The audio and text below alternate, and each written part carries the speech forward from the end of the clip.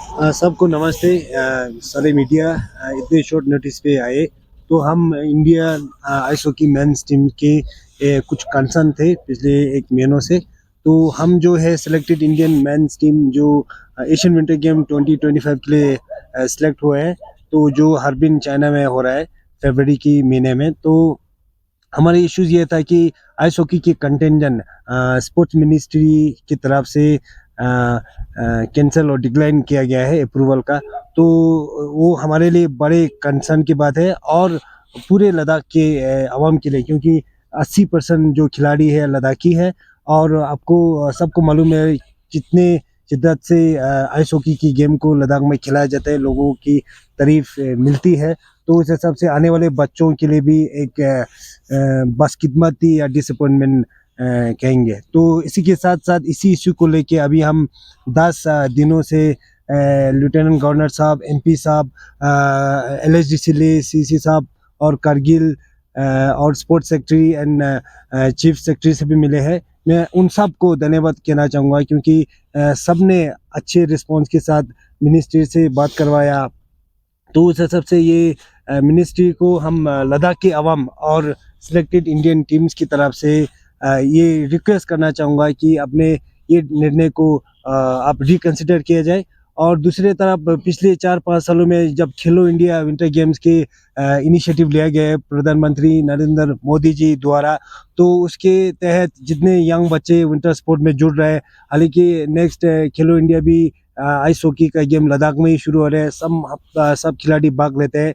तो उस हिसाब से ये एशियन विंटर गेम्स में पार्टिसिपेशन करना खेलो इंडिया विंटर गेम्स का एक आउटकम रहेगा, क्योंकि जितने भी यहाँ प्लेयर मौजूद है उन्होंने 2-3 खेलो इंडिया खेल चुका है, उसके बाद सिलेक्टेड हुए हैं। तो हमारे पार्टिसिपेशन बहुत महत्वपूर्ण रहेगा यंगर जनरेशन और इंडिया के विंटर स्पोर्ट प्रमोशन के लिए जी।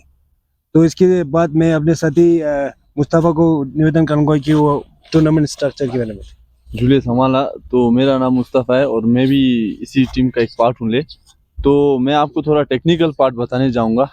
तो हम सबको इस टूर्नामेंट के बारे में, जो कि 9th एशिया विंटर गेम्स है हर्बिन में जो हो रहा है 2025, इसका पता हमें चला था लास्ट ईयर जनवरी में आले, जब हमें नोटिस मिला था नेशनल्स हो रहे हैं ice hockey association of India Kaza में कर रहे हैं इस नेशनल को।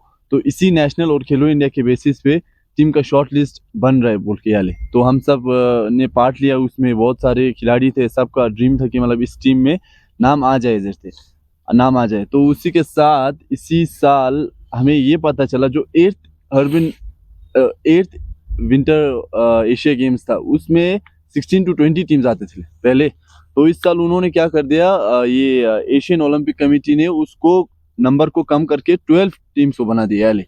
और ओलंपिक और आईएचएफ का दोनों का अलग होता है। हमारा ओलंपिक ने क्या किया, टॉप 12 रैंकिंग्स आईएचएफ के वहां से उठा के अपने ही उसमें डाल दिया है। तो उस टॉप 12 में इंडिया आ नहीं रहा था पहले, मगर हम ये सोच के जा रहे थे अगर 16 से 20 टीम को अगर पार्टिसिपेट करने देंगे तो हमें एक चांस मिलेगा, ये बोल के हमें बोला गया था।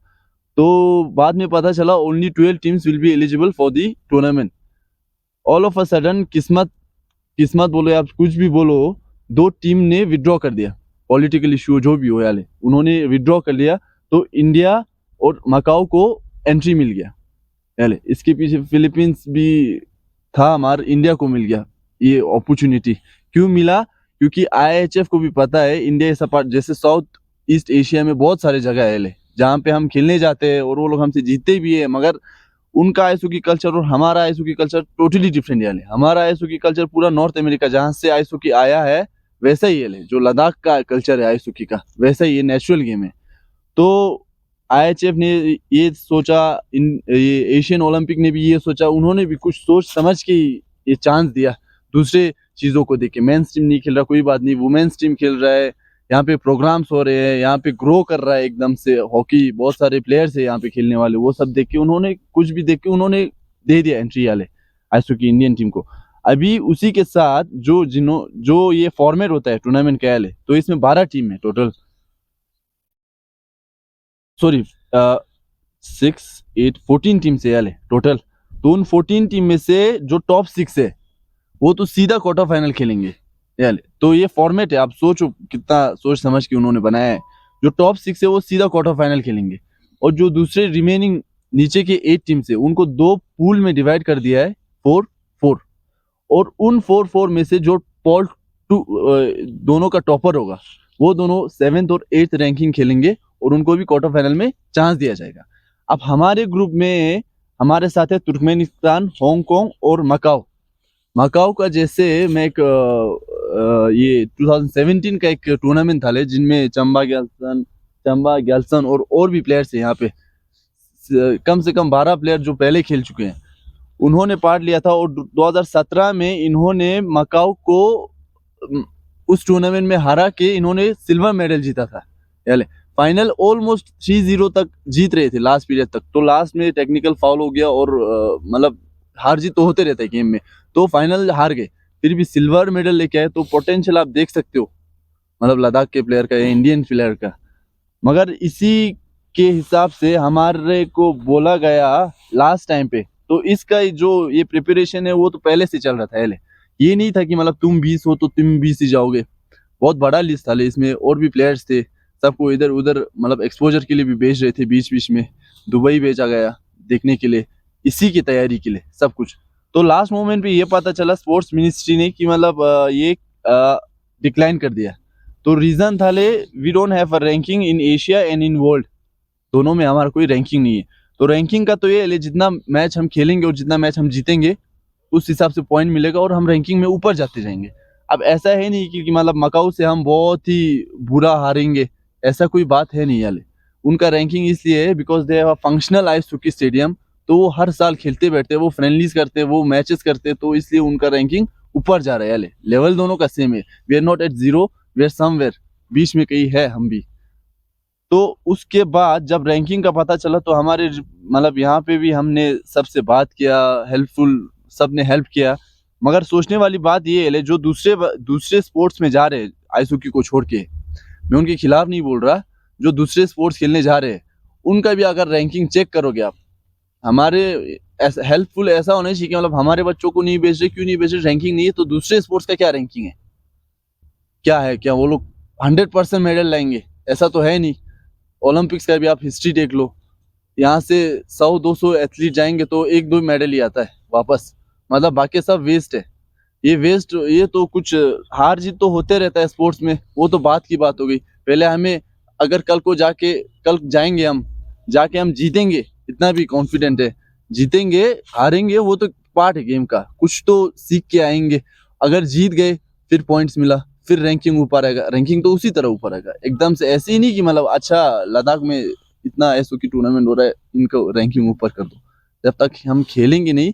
इसलिए यार ये जो ग्रुप है, ऐसे ऑर्गेनाइजर भी ऐसे पागल है नहीं कि मतलब ऐसे बुला दिया, तो उनको भी पता है किसका लेवल क्या है और किस हिसाब से उन्होंने टूर्नामेंट किया है। यार पिछले साल हमारे से भी नीचे जो रैंकिंग है, हमारे साथ भी कुछ कंट्रीज है जिनका रैंकिंग नहीं है, वो भी खेले हुए इस टूर्नामेंट में।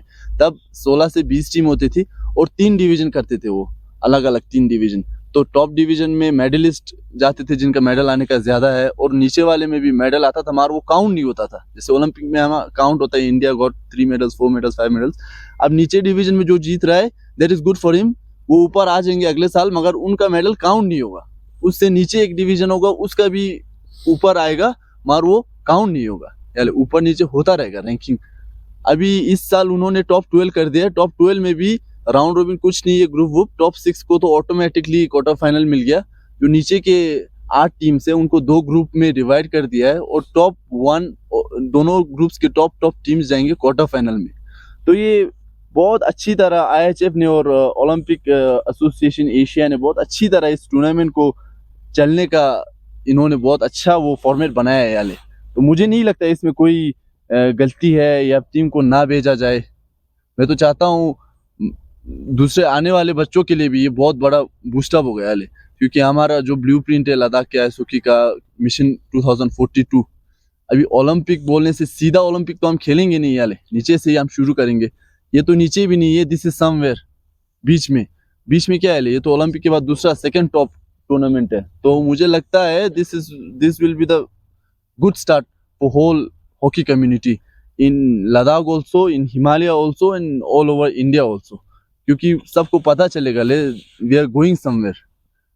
Thank you. तो So, आपने बोला कि एलएचडीसी के रिप्रेजेंटेटिव और हाँ। एलजी के साथ आप लोगों का मीटिंग हुआ, तो उन मीटिंग का आउटकम कैसा है? आउटकम एलजी साहब का मीटिंग का आउटकम बहुत अच्छा रहा। आउटकम एज इन एलजी साहब ने भी कोशिश की, मिनिस्ट्री से सीधा संपर्क की, तो मिनिस्ट्री का कंसर्न था एक तो रैंकिंग नहीं है, दूसरा था अपना मिडिल प्रोस्पेक्ट नहीं है, तो इसका जवाब अभी मेरे साथी मुस्तू ने दिया है। तो उसके अलावा इतना टूर्नामेंट अच्छा टूर्नामेंट्स के लिए चैंपियनशिप के लिए बुलाया गया, तो उसके अलग रिप्रिकॉशन भी होंगी अगर, क्योंकि गेम का पूरा शेड्यूल आ गया, if we fail to attend तो हम as an Indian as a nation it will reflect very bad on us, so उसका अलग रिप्रिकॉशन होगा। दूसरा, जितने भी इंटरनेशनल आइस हॉकी कम्युनिटी है उसके सामने हमारी थोड़ा क्या बोलते हैं, शर्मिंदा हो जाएंगे ये अगर if we fail to participate.